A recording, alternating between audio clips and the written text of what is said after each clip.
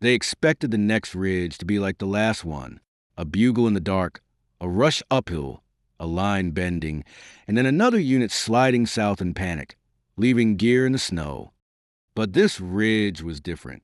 In a Chinese command post down in the valley, a staff captain leaned over a map lit by a hooded torch. He didn't talk.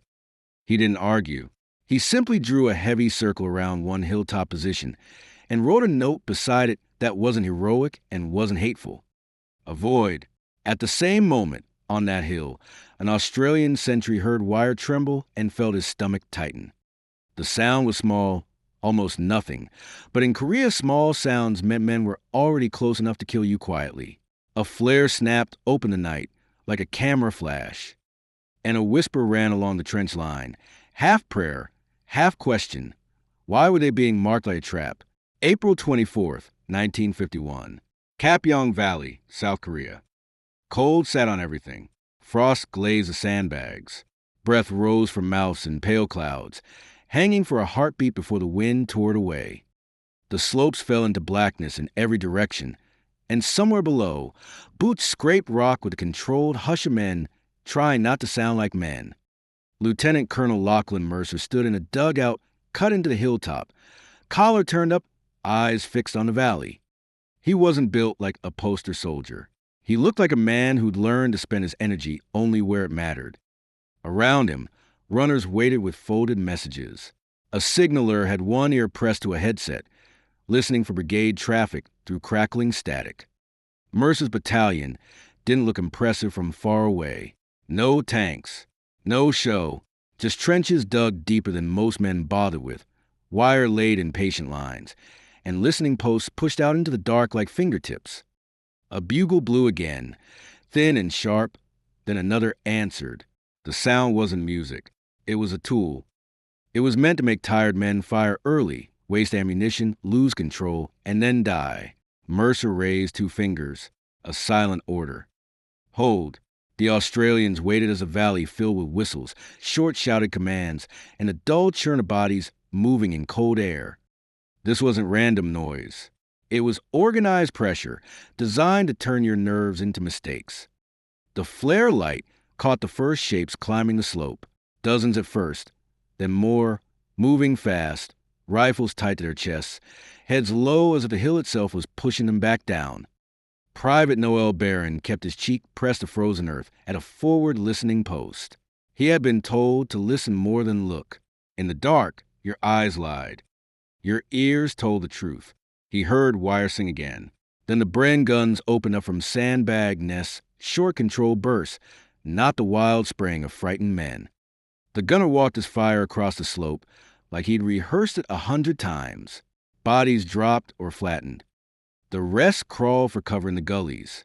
The darkness returned as the flare burned out, thick as cloth. And with that darkness came the worst sound of all. Not a horn, not a shout, but a quiet metallic clink. Something had landed inside grenade range. The grenade detonated with a dull punch. Not huge, but close enough to slap dirt and ice into faces. Sandbags shuddered. Helmets rang with small stones. Someone swore. Someone else laughed once, sharp and wrong. Mercer didn't flinch.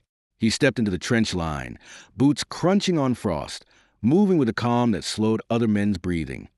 Stay in your arc, he told a corporal at a Bren position. Don't chase shadows. The corporal nodded, jaw tight, eyes on the slope. 2 months earlier, Mercer had watched other formations fight Korea like it was a race. Every briefing had the same taste. Push forward, keep momentum, trust artillery and air, and treat defense as weakness. It sounded modern. It sounded confident. But Mercer had learned long before Korea that confidence was a thin blanket in hard weather. His battalion had professionals in it, many with years behind them. They handled rifles like tools, checked magazines without talking, tightened webbing straps with numb fingers. In their pockets were the small invisible things no report ever mentioned: a folded letter, a tiny photo, a button from home. What made them different wasn't the weapon. It was what Mercer demanded when the sun went down. No cigarettes glowing like little beacons. No careless fires. No loud talk. No light. Night, Discipline wasn't a slogan to him. It was a gate you either kept locked or died behind. He had seen this kind of enemy logic before. Move under darkness, hide under daylight, use sound to shake nerves, find seams, and make panic do the rest. Infiltration didn't need tanks. It needed you to look the wrong way once. Other commanders called it unpredictable. Mercer called it familiar. So he brought an old rule into a new war. Don't build a defense that faces forward. Build a defense that faces reality. That meant a perimeter that never assumed the enemy would behave politely. It meant listening posts that didn't run at the first whisper. It meant trip flares placed with care, space to expose movement no matter where it tried to slip in. It meant trenches dug deeper than comfort, with overhead cover where you could manage it, because shallow holes save pride, not lives. A young lieutenant had asked him early on why they dug so deep in ground that fought back like stone. Mercer had looked at him and said, "Depth buys time. Time buys choices." Now, on Hill 504, those choices were narrowing. The signaler in the dugout raised a hand. "Sir, brigade is asking confirmation. Reports say the valley's flooding." Mercer listened past the radio. He could hear firing from the Canadian hill nearby, sharp and steady. He could also hear an emptier sound farther off, where a flank had thinned, where men were moving when they should have been holding.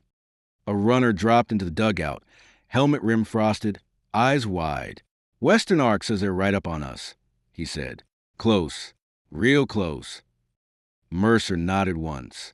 This was the moment most units failed, not because they lacked courage, but because the brain tried to do too much at once. Too many directions, too many sounds, too much darkness. Mercer's voice stayed low. "Hold your ground. Let the flares do the talking." Out on the slope, another flare snapped, and the hill flashed white again. In that brief light, the enemy wasn't a rumor anymore. They were already climbing. The Chinese assault didn't come like a tidy line. It came like water finding cracks. A push on the south side, then movement on the east, then a sudden rush from the western gully, as if the hill had grown teeth and the teeth were trying to bite from every angle at once. But Mercer's men didn't rotate in panic. They were already facing outward. That was the point of the ring. At a forward listening post, Barron and his partner stayed low behind a small rise, firing control pairs into flare-lit shapes. Mercer's rule was brutal but clear. If you get pushed, you don't sprint back to the center and drag the enemy with you. You fight where you are. You force them to reveal themselves. A flare caught a glint of steel, the edge of a bayonet. Then darkness swallowed it again. Bugles sounded. Whistles answered. The noise wasn't meant to coordinate only. It was meant to flood the senses and make defenders forget their training. Mercer walked the trench line, stopping at each section like a steady hand on a shoulder. He didn't shout. He didn't perform. He reminded.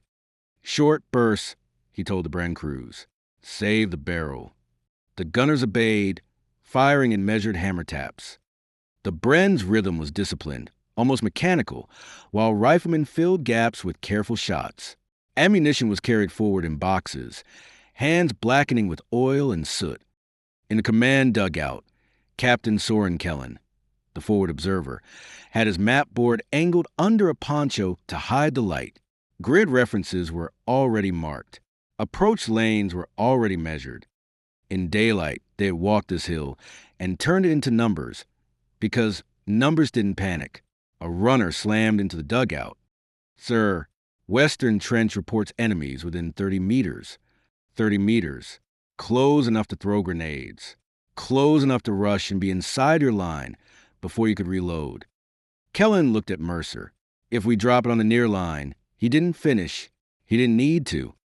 Mercer's eyes stayed on the map. Then he leaned close to Kellen, voice steady. "Call it." Kellen swallowed. "Danger close." "Call it," Mercer repeated. Kellen keyed the radio handset. The crackle felt loud in the tight space. "Fire mission," he said. "Grid reference. Danger close, repeat. Danger close." The reply came back clipped and professional. The guns were already laid, because that was the difference between hoping and preparing. A heartbeat later, shells screamed overhead. The sound wasn't like rifles or grenades. It was a tearing rush, air ripped apart by steel. The first impact slammed into the slope just beyond the western trench line. Dirt, ice, and rock leapt into the air. The hill shook. Men ducked instinctively, shoulders tight, teeth clenched, while blast pressure slapped through the trench like a hard wind. For a moment, the Australians couldn't see anything but smoke and flying earth. Then the smoke thinned. The shapes that had been within 30 meters were gone. Not heroically gone. Not neatly gone. Just removed from the problem. Blasted back into the gully, leaving the wire and trench lip clear again. A Bren gun started firing immediately, stitching the slope where survivors tried to crawl. Mercer exhaled once, slow. He didn't celebrate. He didn't even allow himself relief. Relief made you careless, and in the dark carelessness got you killed. From another arc came a shout. They're shifting, east side. Mercer's head turned. The enemy was trying again, probing the circle, searching for first man whose fear would make him stand up and run. But the ring held, because every soldier on that hill had been trained to do the same simple thing under pressure. Stay in place. Watch your lane. Trust the system. Down in the valley, bugles sounded again, more urgent now. It wasn't over. It was only changing shape. Sometime after midnight, word came in that made even disciplined men feel the cold deeper. A friendly unit on the flank had cracked. Not fully routed, but enough. Enough to open a gap that a smart enemy could slide through like a knife. The signaler passed Mercer a message strip, fingers trembling more from tension than temperature. Mercer read it once and handed it back. No speech. No drama. He looked out into the black valley and listened. The sounds had shifted. The whistles weren't just pushing men uphill now. They were steering them sideways, feeling for a route around the hill, a way to come from behind and force the Australians to turn their heads. That was the whole trick of infiltration. Make the defender face the wrong direction at the wrong moment. Mercer's answer was to make direction meaningless. He moved along the trench ring, stopping at each section, checking faces, weapons, posture. The men were exhausted, eyes red-rimmed, hands raw from handling cold metal and feeding ammunition, but they held their positions like hinges that refused to swing. Keep your arcs, Mercer said. Nobody bunches up. Nobody runs. A runner crouched beside him. Sir, ammo's moving forward. Bren barrels are heating. Rotate barrels on schedule, Mercer replied. Don't wait for failure. Out on the slope, the Chinese came again. Not in one mass, but in staggered pushes. A few men here, a few there, always trying to make the defenders waste shots, always trying to crawl close enough to throw grenades into the trenches. Trip flares popped in sharp white bursts, catching figures mid-climb, revealing faces for a fraction of a second before darkness swallowed them again. Each time the flares lit, Bren guns and rifles answered with controlled violence, pushing bodies back into gullies and scrub. The Australians didn't chase. They didn't leave the ring. They let the slope stay a killing ground. Then came a moment that felt like the hill itself held its breath. From the southern arc, a corporal reported through a runner. Sir, they're stacking in the gully. Lots of them.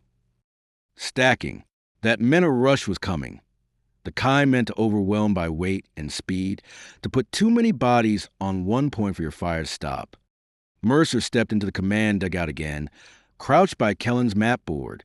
Kellen already had his pencil poised over the southern approach grid. He didn't ask what Mercer wanted. He knew. Mercer nodded once. Pre-register line. Let them commit. Outside, the Australians held their fire a few seconds longer than comfort allowed. You could feel that choice like a hand squeezing your ribs. Every instinct in a night fight begged you to shoot early, but Mercer had trained them to wait for certainty. The gully erupted with movement. Shapes surged uphill. Flares ignited in sequence, and the slope became a harsh white stage again. Now, Mercer said. Bren guns roared. Rifles cracked. Mortar bombs thumped out from behind the line, falling where they had been measured to fall. The rush stumbled, broke, tried to spread out, then collapsed back down the slope. For a brief stretch, the noise dipped, and in that dip, you could hear something else. The enemy wasn't shouting the same way anymore. The tone had changed. Less confidence, more forcing, more urgency, and far below, in that Chinese command post, the circled mark on the map began to feel less like caution and more like prophecy.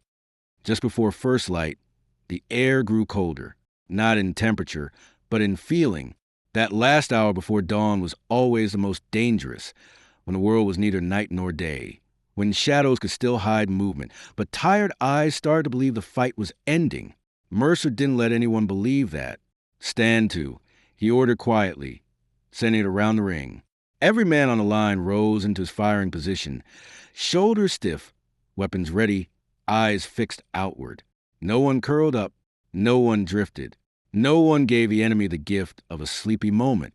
The Chinese came again, not in a proud wave, but in a desperate push, as if someone below had decided they had to break this hill now or abandon it.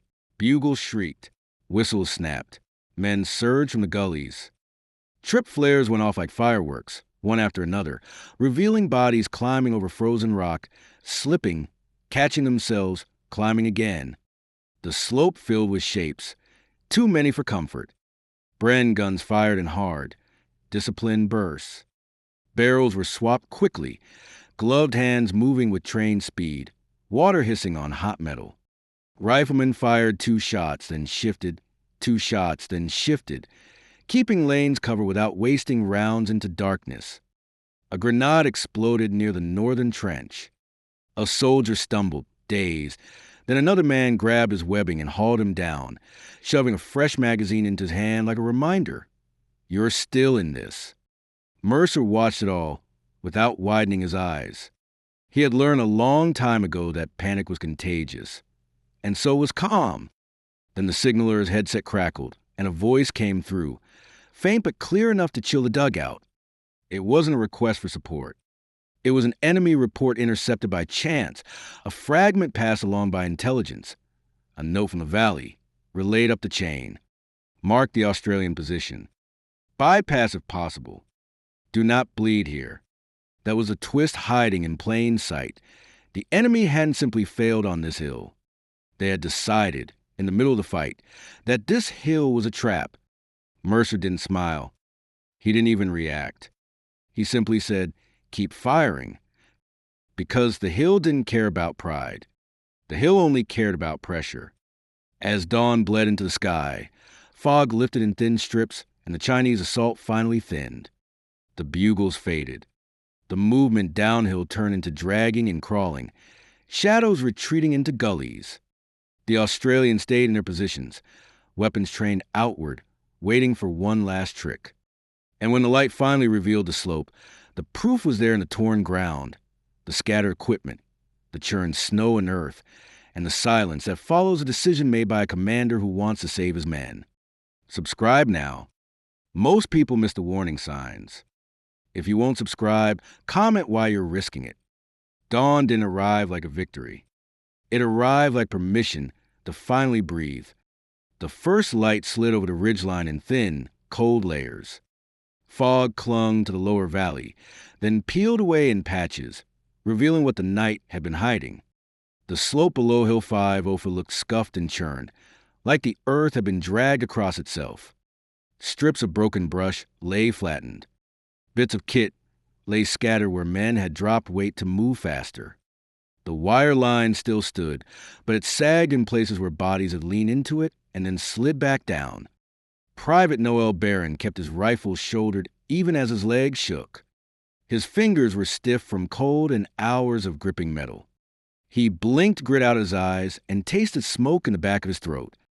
Around him, men moved with the slow care of people who had been awake too long, checking Bren barrels, counting magazines, tapping each other's sleeves to confirm they were still whole. A Bren gunner, Corporal Ian Voss, sat back against a sandbag wall and let his head hit the dirt for 1 second, not to sleep, just to stop holding his neck up. The sandbags in front of him were shredded in places, torn by fragments and stray rounds. The bags had held. That was the point. They had done their quiet job, while men did theirs. Lieutenant Colonel Lachlan Mercer stepped onto the trench lip carefully, boots finding firm ground. He lifted binoculars and scanned the valley. No cheering, no raised fists. His face stayed flat because he knew what a lot of young men didn't yet. The enemy often came hardest when you thought the danger had passed. Captain Soren Kellen climbed out beside him, map board tucked under his arm like a stubborn habit. His eyes were bloodshot, his mouth dry. He kept glancing at the western slope, where the danger-closed fire had hit. It still felt wrong in his bones, calling steel down that close. It also felt necessary. A runner approached, crouched low out of reflex, even in daylight. "Sir," he said, "Brigade want to report. They're asking how you're still here." Mercer kept the binoculars up. "Tell them we held," he said. "Tell them our perimeter didn't break." The runner hesitated. "Sir, they're also asking about that intercepted message." Mercer lowered the binoculars slowly. His breath fogged in the morning air. "Say this," he replied. "Say the enemy learned this, it'll cost more than it gives." Down on the slope, movement stirred. A few figures dragged themselves back into gullies, staying low. No grand counterattack followed. Mercer didn't allow it. He understood the temptation to chase. He also understood that chasing was how you turn a defended hill into scattered bodies. He turned and walked the ring again, section by section, checking arcs even though the sun was up. That simple routine was what kept fear from becoming disorder. And as the light strengthened, a deeper truth became visible. The Chinese hadn't stopped because they ran out of courage. They stopped because the hill had been built to punish contact. In the valley below, far from the trench line, someone on the opposing side was already redrawing routes on a map. If you listened closely, you could hear the war changing shape. Not in speeches, not in propaganda. In quieter things, like a shift in where the pressure went next. Across the brigade front, units that had buckled during the night were regrouping. Trucks were moving again, this time with headlights shaded. Stretcher teams picked their way along frozen tracks. Radios crackled with reports that sounded like exhaustion, trying to stay professional. On Hill 504, Mercer gathered his platoon leaders in a dugout deep enough to muffle the wind. Their faces were gray with fatigue. Their webbing was caked with dirt and frost. Their hands were black from oil and ammunition. Mercer didn't praise them like a politician. He didn't need to. He looked at them, and they knew he had seen every second they had endured. Kellen slid a paper across a crate. It wasn't a full document. It was a fragment, a message snagged by intelligence and passed like contraband up the chain. Mark the Australian position. Bypass if possible. Do not bleed here. One of the lieutenants stared at it as if it were a trick. "They're saying out loud," he murmured. Mercer nodded once. "They're saying what smart commanders always say," he replied, "when where the cost is lower." Outside, a section of the wire was being repaired.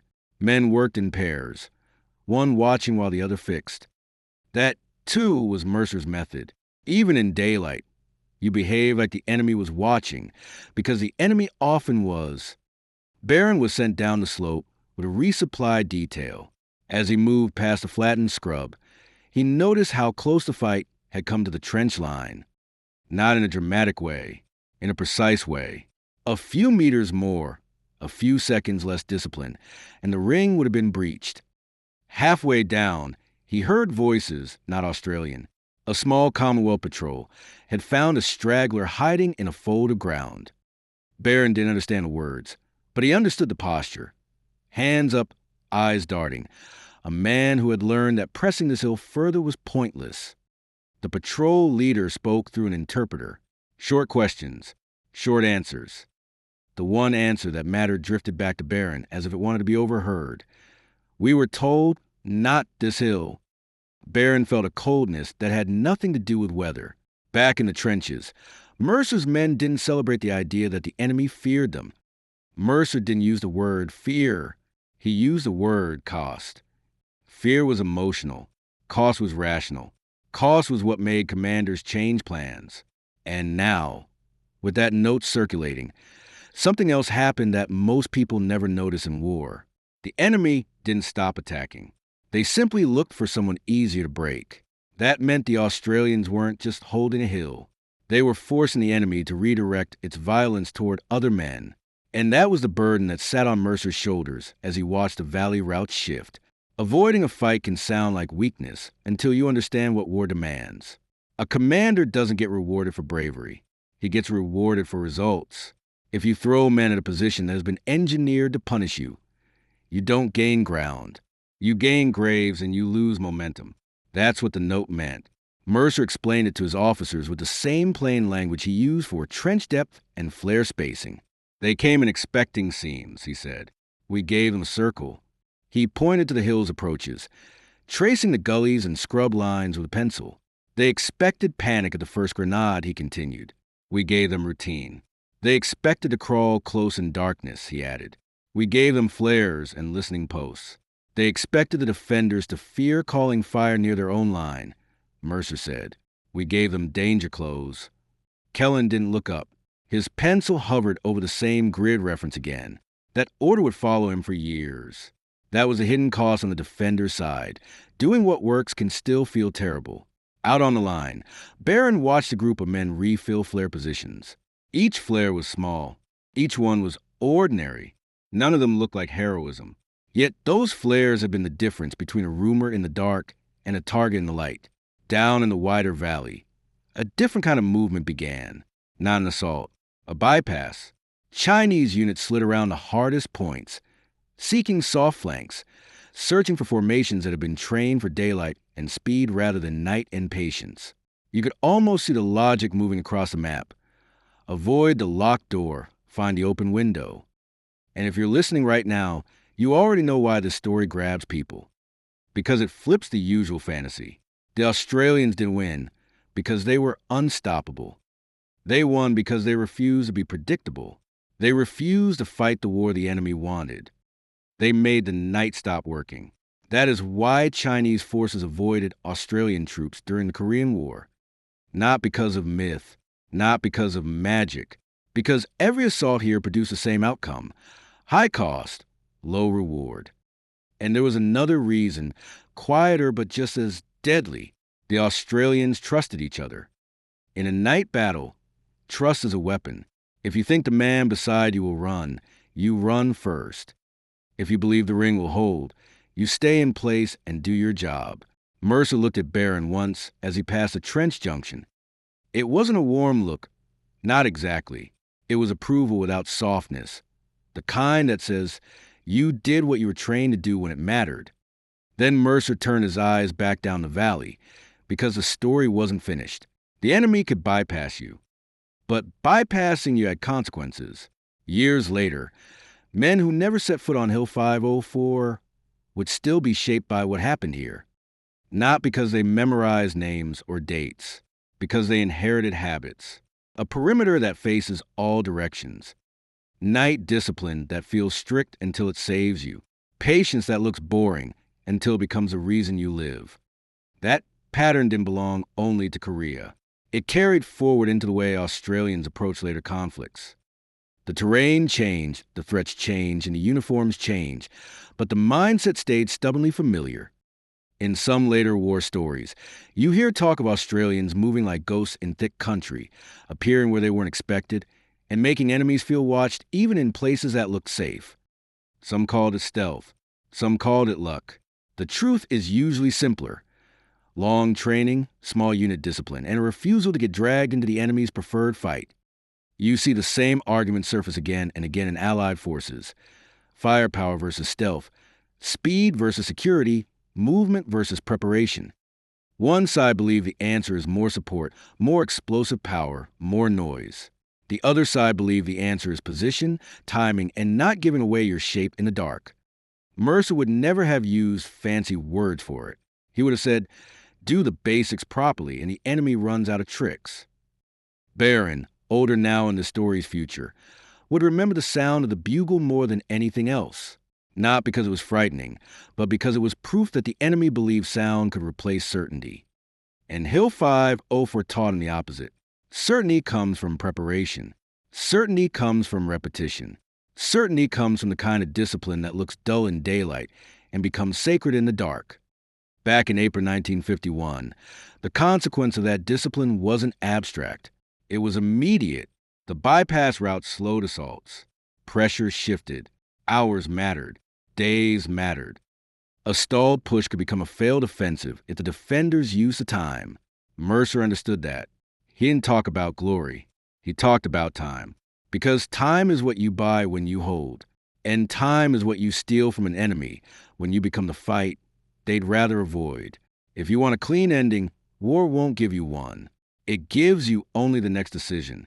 In the days that followed, reports came that confirmed what the intercepted note had hinted. Enemy movements avoided certain ground features, slid around certain positions, and pressed where the line looked less prepared. The Australians didn't stop the war by themselves. No one battalion does. But they did something that matters just as much as a breakthrough. They changed the enemy's calculations. They forced a smarter enemy to admit, quietly, that some positions were built to eat assaults. Mercer sat in his dugout with a mug of tea that had gone cold before he could finish it. He stared at Kellen's map board, now smudged with fingerprints and pencil marks. Kellen stood nearby, radio handset resting against his hip, eyes distant. "You did what you had to," Mercer said, reading the weight on Kellen's face. Kellen nodded once. "I know," he replied. "Still doesn't feel clean." "It never does," Mercer said. That was another truth the stories often skip. Victory isn't always a cheer. Sometimes it's just waking up and realizing your friends are still breathing. Private Barron stood outside the dugout, watching men reinforce wire, repair firing steps, and reset flares. The hill was quiet now, but not peaceful. Quiet in war was temporary. Quiet was borrowed. Barron thought about the note again. Avoid. Bypass. Do not bleed here. It sounded like fear until you understood it wasn't fear. It was respect for cost. It was the most human kind of military wisdom. Don't throw. Lives at a locked door when you can turn and find another way, and that, stripped down to its bones, is why Chinese forces avoided Australian troops during the Korean War, not because the Australians were invincible, but because they were prepared, disciplined, and stubborn enough to deny the enemy the kind of collapse it needed to keep moving. Disclaimer: this video is a historical documentary intended for educational purposes. Subscribe. This history repeats when people forget it. If you won't subscribe, comment. What you think won't. Repeat. The end.